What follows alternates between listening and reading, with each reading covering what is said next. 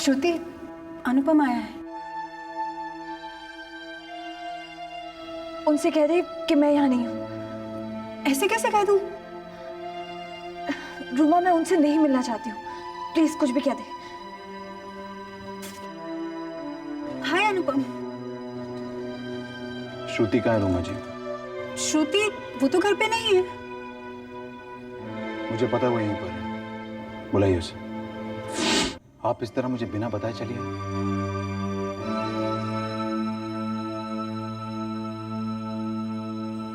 अपमान सहने के बाद सुबह का इंतजार नहीं कर सकती थी। तो कम से कम मुझे जगह तो दिया होता। आप मुझे जाने नहीं देते थे इसलिए, और मैं वहां नहीं रह सकती थी। अब मुझे वो नौकरी नहीं करनी है।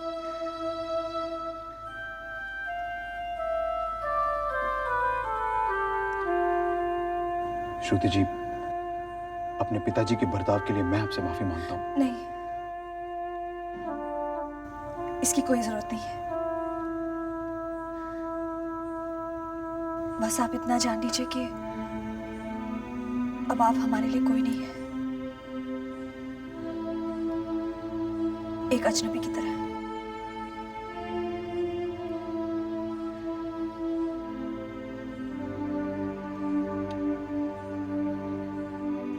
मैंने भी बहुत कोशिश की अपने आप को समझाने की। सारा दिन इधर उधर भटकता रहा। मुझे पता था कि आप यहां पर हैं, लेकिन फिर भी नहीं आया। लेकिन फिर अपने आप को रोक भी नहीं पाया।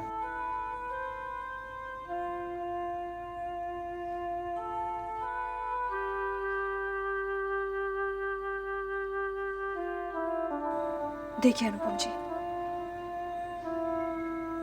मेरे कदम अच्छे नहीं हैं। आज तक जिसे भी अपना माना, जिसके करीब जाने की कोशिश की, वो मुझसे दूर चला गया।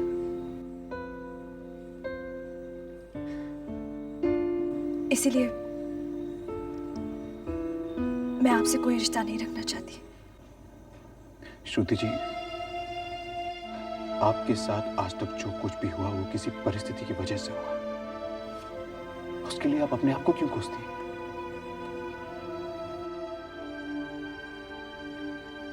आप मेरे साथ कोई रिश्ता रखें ना रखें, लेकिन इन कुछ दिनों में मैंने जो आपके साथ रिश्ता बना लिया है वो बहुत गहरा है। मैं नहीं जानता मैं इस रिश्ते को क्या नाम दूं, लेकिन मैं इतना जरूर जानता हूं कि मैं आपके बगैर नहीं रह पाऊंगा। इसलिए अगर आप उस घर में नहीं रहेंगी तो मैं भी नहीं रह पाऊंगा उस घर में। इसलिए प्लीज वापस चलिए श्रुति जी। नहीं अनुपम जी, ये मुमकिन नहीं है।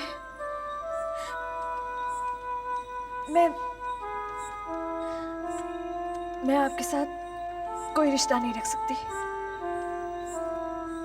एक रिश्ता तो है जो आप चाहे भी तो नहीं तोड़ सकती। एक मरीज और एक डॉक्टर का। इस पर से तो आप इनकार कर नहीं सकते। नहीं अनुपम जी, मुझ में हिम्मत नहीं है। मैं आपको मरते हुए नहीं देख सकती।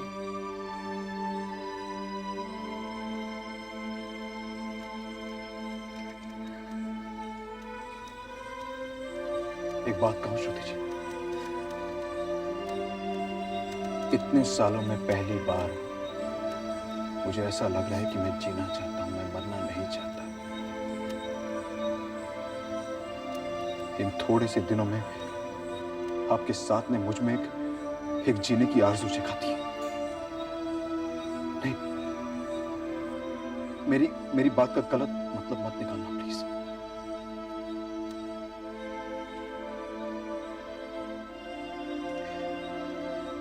आज तक सबने मेरे लिए बहुत कुछ किया, लेकिन अब मैं कुछ करना चाहता हूं तुम्हारे लिए।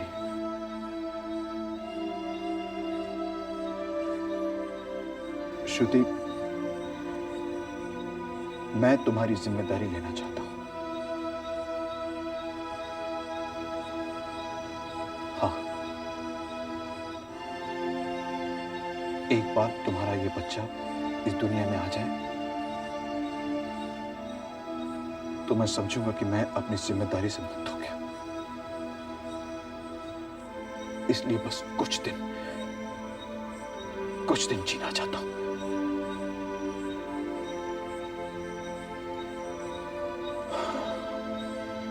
पता नहीं भगवान मेरी ये तमन्ना पूरी करेगा भी कि नहीं, लेकिन प्लीज तब तक मुझे अपने आप से अलग मत करो।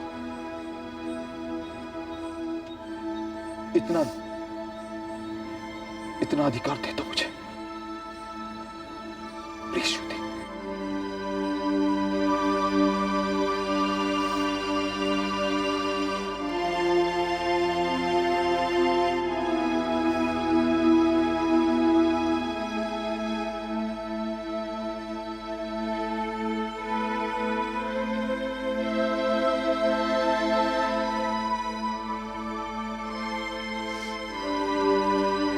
आपने दवा ली?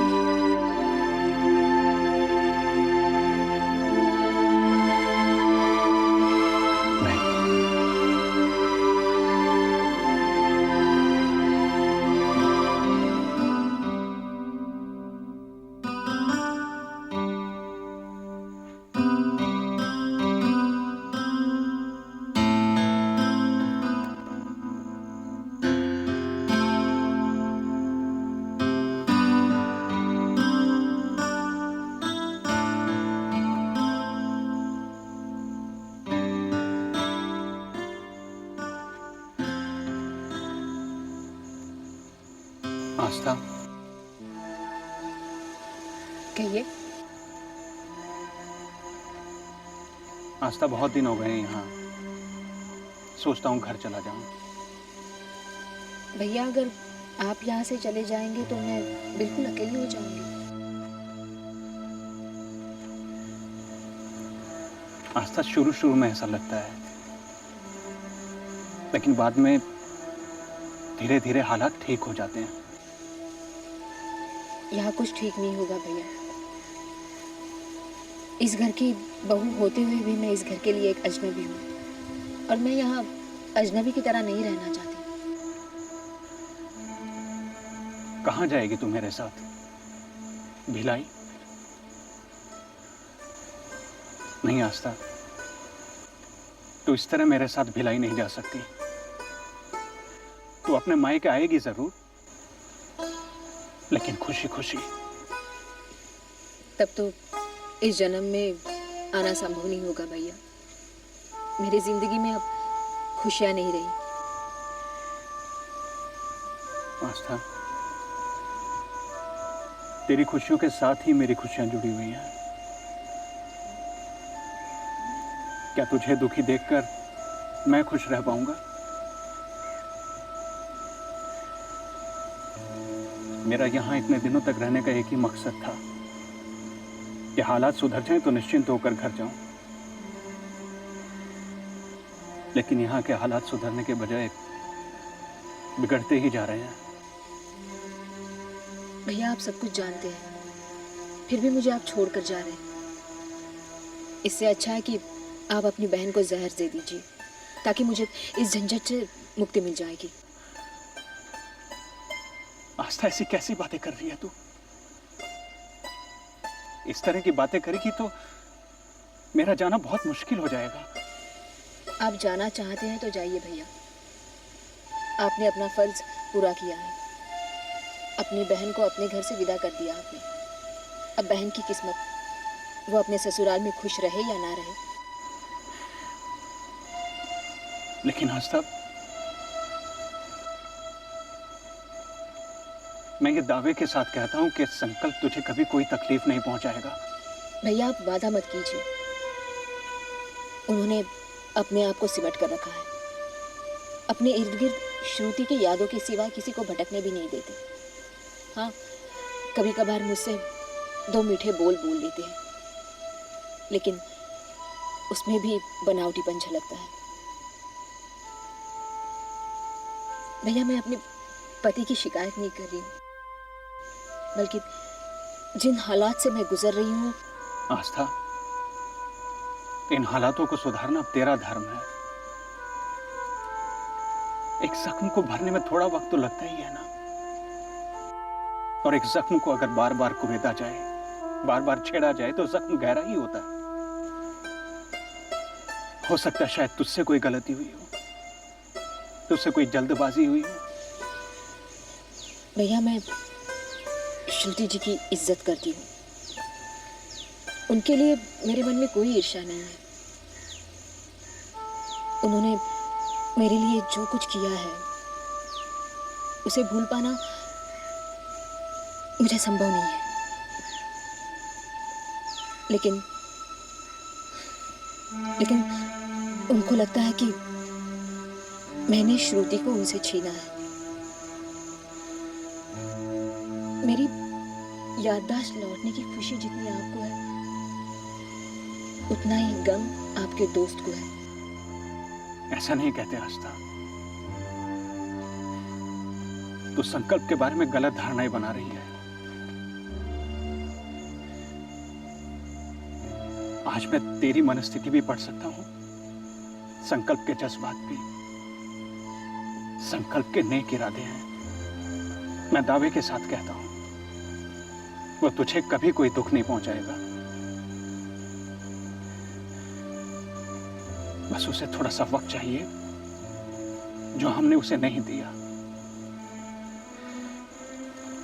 आस्था, हर एक्शन का एक रिएक्शन तो होता ही है ना। कभी कभी खामोशी हर समस्या का हल ढूंढ निकालती है। और मैं तुझे सलाह दूंगा, तो इनका खामोशी से सामना कर, सब हालात ठीक हो जाएंगे।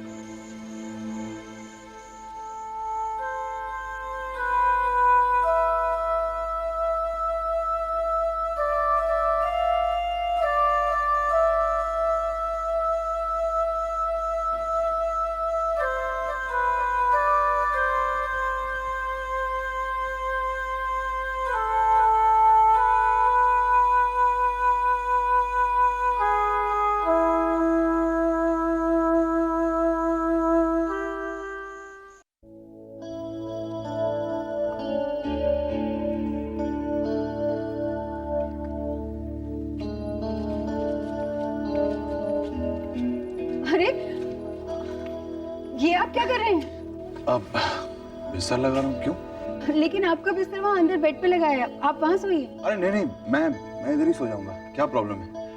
प्लीज आप लोग मेरे साथ कोई वीआईपी ट्रीटमेंट मत कीजिए। अगर ऐसा करेंगे तो मैं बाहर जाके सो जाऊंगा। लेकिन अनुपम जी, आपको आदत नहीं है। अरे तो क्या हुआ? आदत नहीं है तो हो जाएगी। ठीक है, लेकिन प्लीज आप अपने फादर को इन्फॉर्म कर दीजिए, वरना वो परेशान होंगे। कोई जरूरत नहीं, अब तक उन्हें पता लग गया होगा कि मैं यहाँ पर हूँ। आप लोग जाके सो जाइए। Good night. Good night.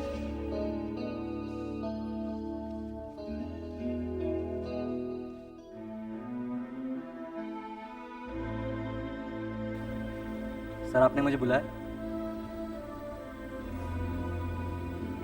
कुछ पता चला? जी नहीं सर।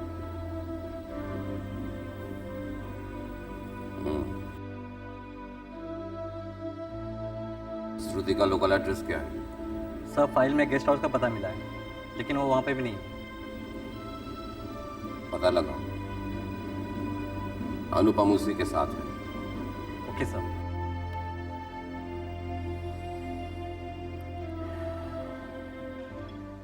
आपको इस तरह नीचे सोने की आदत नहीं है, तकलीफ हुई होगी रात में। नहीं, कोई प्रॉब्लम नहीं हुई। मैं बड़े आराम से सोया। अरे, यहाँ तो बहुत मच्छर हैं, आपको बहुत काटे होंगे, है ना? आए तो थे काटने, लेकिन कल रात को क्या था ना कि मेरा मूड बहुत खराब था, तो डरे हुए थे। तो अरे, आपने तो दवा नहीं ली। मैं देखती हूँ।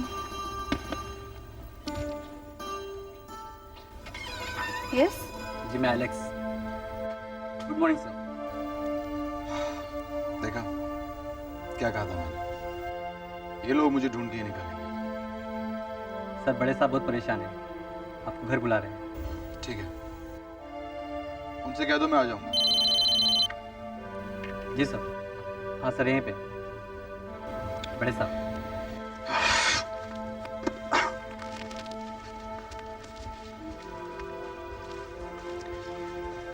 हाँ। Hello dad, I am sorry. कोई बात नहीं बेटा, दरअसल गलती मेरी है, मुझे उस तरह से बात नहीं करनी चाहिए थी। ठीक है, मैं आ जाऊंगा। हाँ सुनो बेटा, श्रुति को भी साथ लेके आना। आपकी नाराजगी दूर हो गई? मैं तो नाराज था ही नहीं बेटा। देखो बेटा, मैंने तुम्हें उस ढंग से कभी प्यार नहीं किया जिसकी तुम उम्मीद रखती हो।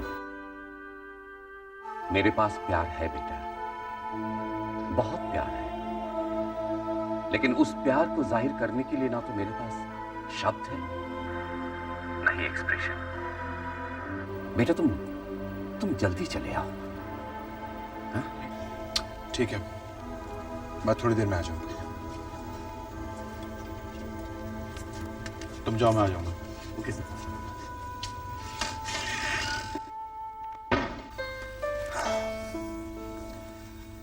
चलो श्रुति, डैड का फोन था, खासकर तुम्हें सामने से बुलाया। उन्हें अपनी गलती का एहसास हो गया। संकल्प,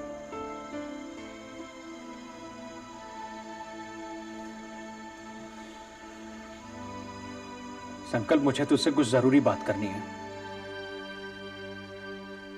अंदाज तेरा बात करने से ज्यादा लड़ाई का नजर आ रहा है।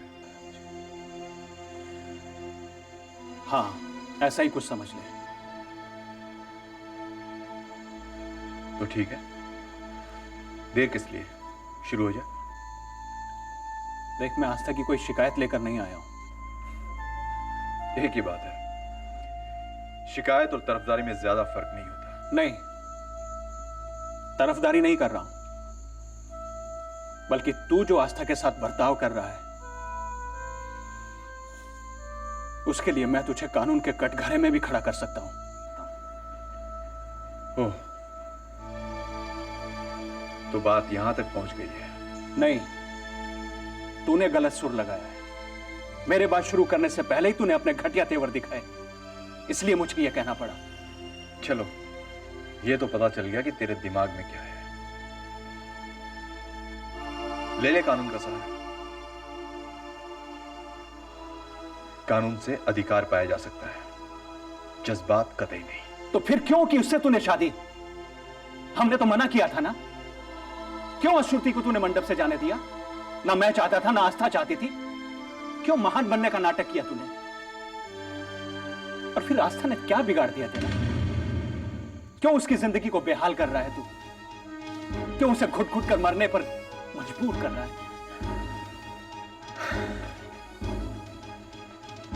यहां सब अंधे हो गए हैं, सभी को सिर्फ अपनी पड़ी है। सब के सब एक ही सुर गुलाम है। कोई मुझे मेरी नजरों से देख ही नहीं पा रहा। किसी को श्रुति की कोई परवाह नहीं है। सब अपना राग और अपनी डफली बजाए जा रहे हैं। दूसरों की तो छोड़, कभी तूने श्रुति के बारे में पूछा तूने? कभी आस्था ने उसके बारे में जानने की कोशिश की? नहीं की। अरे मेरे अंदर क्या है झांकने की कोशिश की तुम लोगों ने, मुझे समझने की कोशिश की। गलत कह रहा हूं तो बोल तू। फिर कैसे मुझसे उम्मीद कर सकते हो तुम लोग? ये हालात भी तूने ही बनाए हैं। और श्रुति की फिक्र है, इस बात का ढिंढोरा हम लोग नहीं पीट सकते। और श्रुति हमारी लगती कौन है? कितना जानते हम उसे? श्रुति ने एहसान तुझ पर किया, हम पर नहीं। अपनी बहन के स्वार्थ ने तुझे बहुत छोटा बना दिया है। इतना बड़ा एहसान फरामोश हो जाएगा ये मुझे मालूम नहीं था। और संकल्प, तू अपने गिरेबान में झांक कर देख। कोई भी आदमी जिसकी पत्नी मर गई हो, उसे भी उसका गम भुलाने के लिए थोड़ा सा वक्त लगता है। लेकिन तू आस्था के वजूद को नकार दिया तूने मेरे सामने। और कुछ ही दिनों बाद तूने अपना रोमांस शुरू कर दिया। और शर्म तुझे आनी चाहिए संकल्प, तुझे